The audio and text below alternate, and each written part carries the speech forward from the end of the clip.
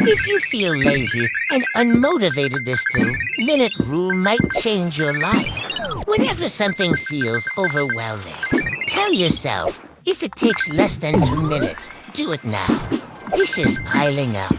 2 minutes. Sending that email. 2 minutes. Making your bed. Boom, done. You build momentum, and suddenly you're crossing off tasks like crazy. This hack fights procrastination because it tricks your brain into starting.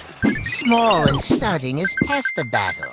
Try the 2-minute rule today and watch how productive you feel by bedtime.